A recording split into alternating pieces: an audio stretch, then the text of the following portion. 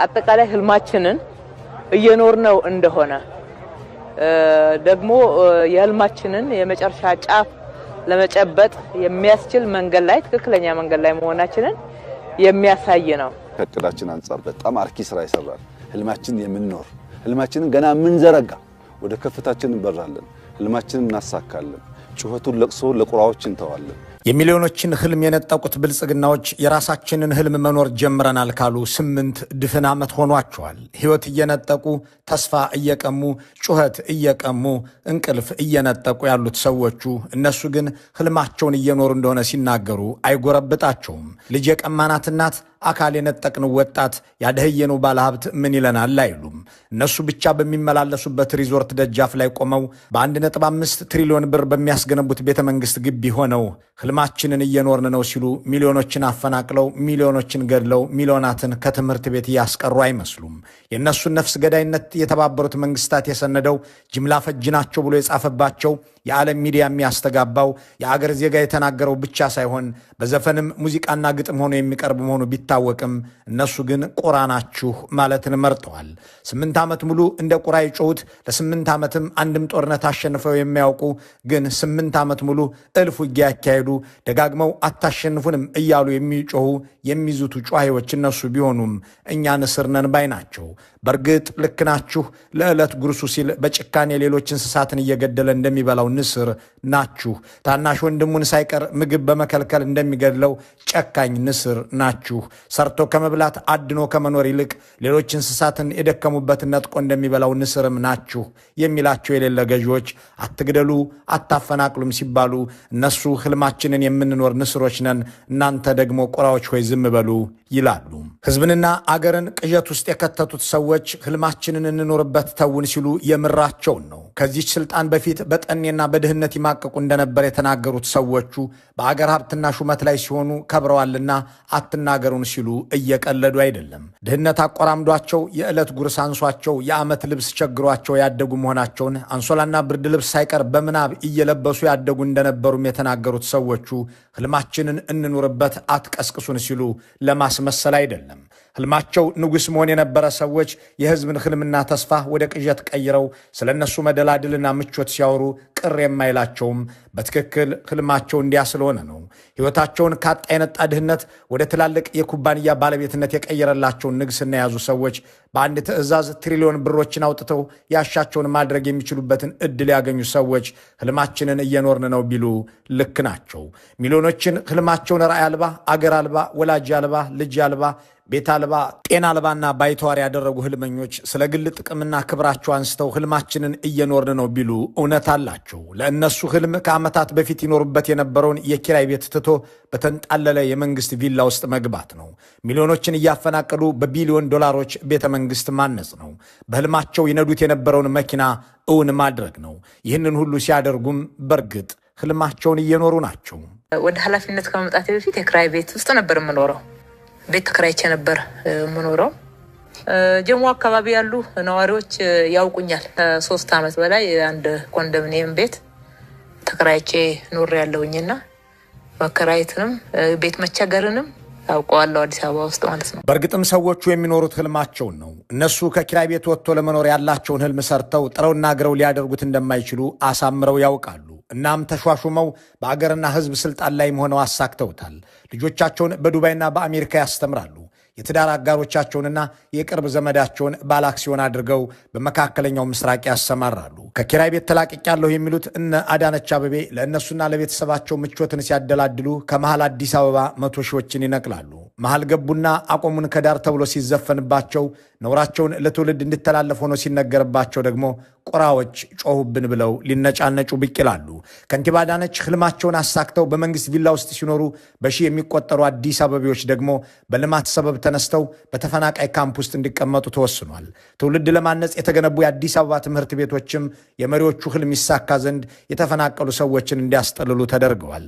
ነገስታት ህልማቸውን ይፈቱ ዘንድ በ1.5 ትሪሊዮን ብር ቤተ መንግስት ይታነጻል ስለተባለ የአዲስ አበባ ነዋሪ ከጉራራ ጎራ እስከ የካ ተራራ ከቤላ እስከ መገናኛ ነዋሪዎች ለዓመታት ከኖሩበት ቤት ይፈናቀላሉ፣ ይነቀላሉ። ገዢዎች ይህንን ሲያዩም እንግዲህ ህልማችንን እየኖርን ነው ይላሉ። ቂጣ በጎመን እየበላን ያደግን ድሃዎች ነን ይሉ እንዳልነበር ዛሬ በሀብት ማማ ላይ ተቀምጠዋል። አልጋ ላይ ተኝቼ የማላውቅ የድሃ ልጅ ነኝ ይሉ የነበሩ ሰዎች ዛሬ ንግስና በወርቅ የተለበጠ መነጽር አጥልቀው በ1.2 ትሪሊዮን ብር ቤተ መንግስት የሚያስገነቡ 15 ቢሊዮን ዶላር ካፒታል አለኝ የሚል ኦቪድ የተባለ ድርጅት ባለቤት እንዲሆኑ አድርጓቸዋል። እዚህ ከፊታችሁ ቆሞ እጣ የወደቀበት ሰውዬ እስከ 7ኛ ክፍል ድረስ አንድም ቀን አልጋ ላይ ተኝቶ የማያቅ በመደብ ላይ ያደገ የድሃ ልጅ ነው። እኔ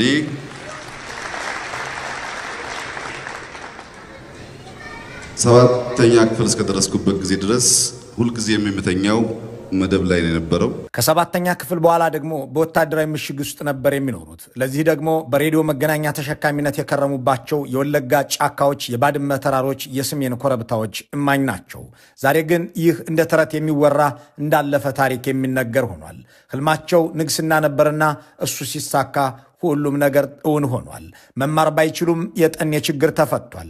አልጋ ላይ የመተኛት ህልም ተሳክቷል። የመታረዝና የጠኔ ዘመናት ተረት ሆነዋል። ምስጋና የሚሊዮኖችን ህልም ለነጠቀው ንግስናቸው ይሁንና ህልማቸውን እየኖሩ ናቸው። ወግ፣ ህግ፣ ስርዓትና ፍትሐዊ አሰራር ቢኖር ኖሮ ሰዎቹ አገር ለማስተዳደር ወደ ቤተ መንግስት ሳይሆን ለፍርድ ወደ ችሎት የሚነዱ ነበሩ። ሆኖም ህልማቸው መንገስ፣ ነግሶም መግደል፣ የተረፈውን መንቀልና ማፈናቀል፣ በአገርም ከአገር ውጭ ማሰደድ፣ ከዚያም መክበር፣ ንግስናንም ተጠቅመው የሚሊዮኖችን ህልም ነጥቆ የአገርን ተስፋ አድቅቆ የራስን ምቾት ማደላደል፣ ይህ የሰዎቹ ህልም ነው። የተከበራችሁ የምክር ቤት አባላት፣ የበቆሎ ቂጣ በጎመን በልቶ ማድረግ ለእናንተ ብርቅ ነው እንዴ? ያደግንበት እኮ ነው። በቀን አንዴ ለመብላት መቸገር ለኛ ለኢትዮጵያውያን አዲስ ነገር ነው እንዴ?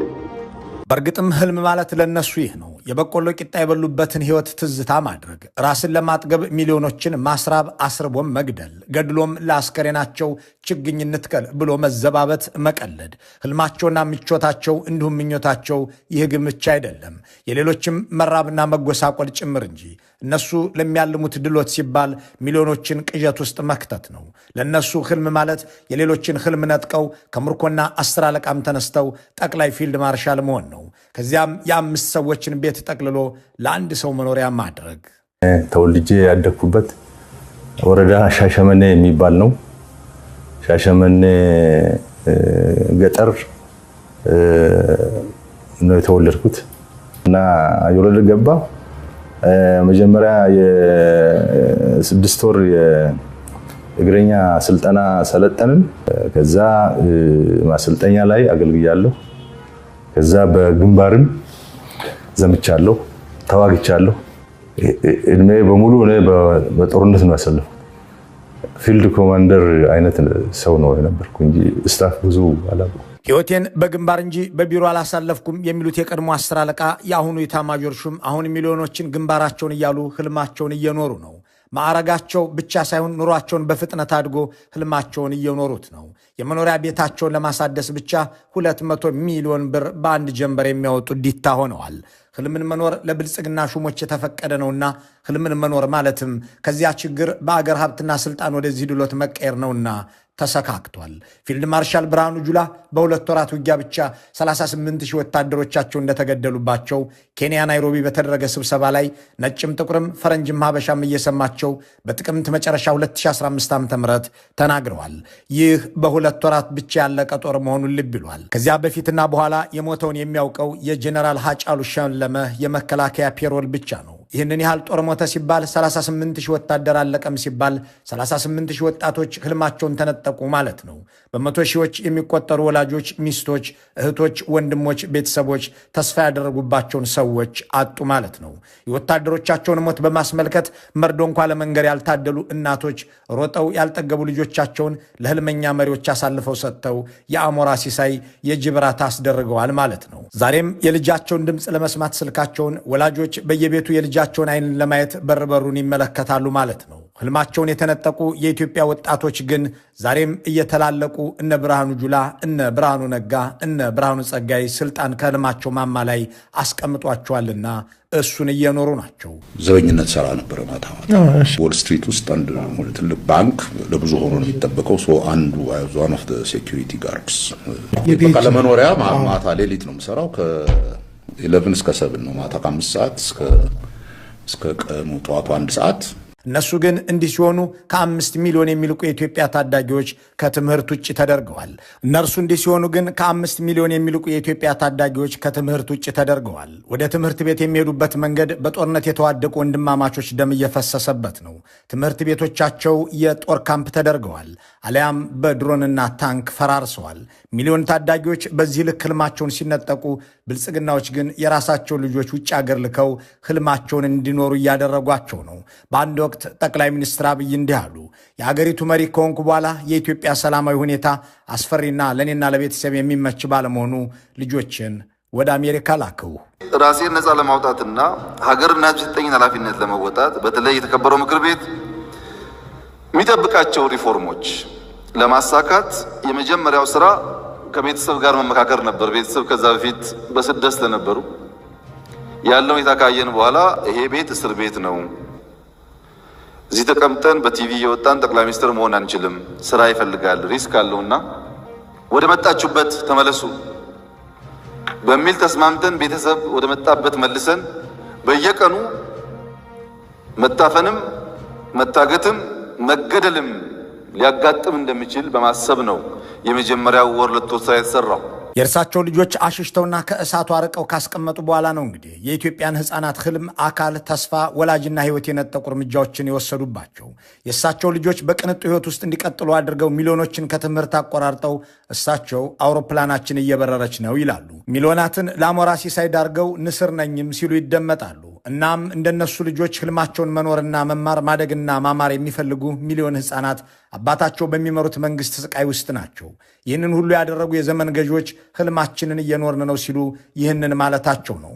ሲጋቡ ፍራሽ ያልነበራቸው ሰዎች መሆናቸውን እየጠቀሱ ትዳራቸው ፍራሽ እንኳን ያልነበረው ድሃም እንደነበር እያነሱ ዛሬ የተድላና የተደላደለ ኑሮ መኖር ጀምረናል ሲሉ ይናገራሉ። ለነሱ ህልም ማለት ይህ ነው። በውትድርና ዓለም ውስጥ እኔና ባለቤቴ ስንገናኝ እኔ 100 አለቃ እሷ 10 አለቃ ነበረች። እሷም እዚህ ስላለች በእርግጠኝነት እነግራቸዋለሁ። እኔና ባለቤቴ ስንጋባ ፍራሽ አልነበረም። ሳር ወዝጉዘን አንሶላ በመሸፈን ነበር የምንተኛው። ብልጽግናዎች ህልማችንን እየኖርን ነው ሲሉ ከዚያ ጠንያም ኑሮ ተላቀናል እያሉ ነው። ሰርተው ተምረውና ራሳቸውን ለውጠው ግን አይደለም። ለመማር የሚያስችል የአካዳሚ ብቃት፣ ለመስራት የሚያስችል ጥሪት የላቸውም። ተሿሹመው ሌሎችን አደህይተው ሚሊዮኖችን አስርበው የሚሊዮኖችን ህልም ነጥቀው ግን ህልማቸውን እየኖሩ እንደሆነ ይናገራሉ። ትውልድ የሚማርባቸው ትምህርት ቤቶችን ዘግተው ህዝብ የሚታከምባቸውን ሆስፒታሎች አውድመው ወገን የሚሰራባቸውን ፋብሪካዎች አፍርሰው እነሱ ህልሙን እየኖርን ነው ይላሉ። ህልሙን ብቻ ሳይሆን ህይወቱንም ነጥቀው ነገውንም ብቻ ሳይሆን ዛሬውንም ቀምተው የአገሩን ህዝብ እነሱም አይክዱም። ዛሬ ህልማችንን መኖር ጀመርን የሚሉት የብልጽግና ሹማምንት እዚህ የደረስነው ብዙ ሰው አስጨርሰን ነው ይላሉ። ወጀብ አትመሩ፣ በወጀብ ነው እኛ በጣም ብዙ ሰው በጣም ብዙ ወጣቶች ያስጨረስነው። የጀመርነው የብልጽግና ጉዞ በየትኛውም አይነት ጩኸት እንዳይናወጥ በደም መሰረት ያቆምነው ስለሆነ ወንበሩን ለማግኘት ብዙ ሰው ማስጨረሳቸውን የሚያምኑት ገዢዎች ወንበሩን ለማቆየት ደግሞ ብዙዎችን እየቀጠፉ ናቸው። ከዚያም ህልማችንን እየኖርን ነው ብለው በአደባባይ ይታበያሉ። ድህነትን ማስፋፋት፣ ህይወትን መንጠቅ፣ ይህን ሰፈር ቀልብ ያልወደደውን ብሎ ለማፍረስ መዝመት፣ ጦርነት አማረኝ ብሎ መነሳት፣ በየአቅጣጫው ውጊያ መቀስቀስ የብልጽግናዎች ህልምና ኑሮ ነው። ህልማችንን ኖረናል ሲሉም ይህንኑ ማለታቸው መሆኑ አሻሚ አይደለም። ድህነትን እያስፋፉ ኑሮን እያመሰቃቀሉ ሞትን እያበዙ ስለ ብልጽግና ይናገራሉ። ስለምን ይህንን ታደርጋላችሁ እንዳይባሉ ደግሞ ፊታችን እንዲፈካ ይላሉ። ላለፉት 100 ዓመታት የኢትዮጵያ መሪዎች ቤተ መንግስት ለምን አልከፈታችሁልንም? ለምን ዙ ቤተ መንግስት ውስጥ አልገነባችሁ? ለምን መዝናኛ ቦታ አላደረጋችሁም? የሚል ጥያቄ ማንም አክቲቪስት ማንም ፖለቲከኛ ጠይቆ አያውቅም። ስለ ደህንነት እያወራን ፊታችን ከሚጨልም ስለ ብልጽግና እያወራን ፊታችን ቢፈካ ይሻላል። ስለ ብልጽግና የሚያወሩበት ምክንያት ይህ ነው። ህዝብን ወደ ተሻለ የኑሮ ደረጃ ለማስገባት ሳይሆን ፊቱ እንዲፈካ ነው። በወሬ የሚፈካ ፊት በወሬም የሚሞላ አንጀት ባይኖርም በብልጽግናዎች ዓለም ግን ይህ ይሆናል። ህልም ይሉት ነገር ለነሱ ይህ ነው። ድህነትን ሳይሆን ድሃን አብዝተው የሚጸየፉት ሰዎች በየቀበሌው ስንቱን በእንባ እንዲታጠብ ላደረገው ስቆቃ ዳርገውታል። ችግርና ችጋር እኔን የሚያሳደገ ነው በማለት ዜጎችና ተተኪው ትውልድ እነሱ በድህነትና በረሃብ አድገው ያሳኩትን ሁሉ ማሳካት እንዳለበት ይመክሩታል። ንጉስነታቸው ህልማቸው የተነገራቸው በ7 ዓመታቸው ነው። ከዚያም የንግስናው ህልም ሲሳካ ከእኔ ሌላ ሌላው ህልምም እንቅልፍም ህይወትም የለውም የሚል ፖሊሲ ተገበር ዘንድ ቀጠለ። ትናንሾቹ ነገስታትም ምግብ አብሳዮቻቸውን ጭምር ከውጭ ሀገር የሚያስመጡ የፈረንጅ ሼፍ የሚቀጥሩ ሆነው ፉክክር ውስጥ ገቡ። ጠቅላይ ሚኒስትሩ በ1.5 ትሪሊዮን ብር ቤተ መንግስት ሲያንጹ የክልል ፕሬዝዳንቶችም እኔ እስከማናንሼ ብለው ይነሳሉ። ይህንን በሚያደርጉባት ኢትዮጵያ ውስጥ የትምህርትና ጤና ብቻ ሳይሆን መኖር የተከለከሉ ሰዎች በብዛት እየተቀጠፉ ናቸው። ከንቲባዋ ቢሮአቸውን በ2.2 ቢሊዮን ብር አሳድሰው ህልማቸውን በሚኖሩባት አዲስ አበባ ውስጥ ዜጎች ከዋሉበት ሲመለሱ ቤታቸው ተንዶ ሰፈራቸው ፈርሶ ያገኙታል። ኢታማዦር ሹሙ በ200 ሚሊዮን ብር መኖሪያ ቤታቸውን በሚያስውቡበት ኢትዮጵያ በየቀኑ ሺዎች ህይወታቸውን ያጣሉ። እናም በአሁኑ ወቅት 5 ሚሊዮን የሚደርሱ ታዳጊዎች ህልማቸውን ጦረኛ መሪዎችን ነጥቀው ትምህርት ቤት አይሄዱም። በመቶ ሺህ የሚቆጠሩ ሰራተኞች የነበሯቸው ፋብሪካዎች ተዘግተዋልና ስራ አጥ ሆነዋል። በ3 ዓመታት ውስጥ ብቻ 2 ሚሊዮን የሚደርስ ተማሪ የከፍተኛ ትምህርት ተቋማትን መግባት ተከልክሎ ባክኗል። በሚሊዮን የሚቆጠር ወጣት በአገሩ ተስፋቶ አገሩን ትቶ ለመሄድ ልቡ ሸፍቷል። የቻለው ወጥቶ ሄዷል። ካልሆነም በሊቢያ በረሃ አሊያም በየመን ውሃ ቀርቷል። አገር እንዲህ ህልሙን ተነጥቋል። ገዢዎች ግን ይናገራሉ። ህልማችንን እየኖርን ነው፣ አትቀስቅሱን። እንደ ንስርም እየበረርን ነው፣ አታስተጓጉሉን። እነሱ እየበረሩ እንደ ንስሩ ህዝብን ከላይ ወደ ታች እየከሰከሱም መሆናቸውን አይናገሩም። መልካሙን ሁሉ በመመኘት በዚሁ እንሰናበታለን።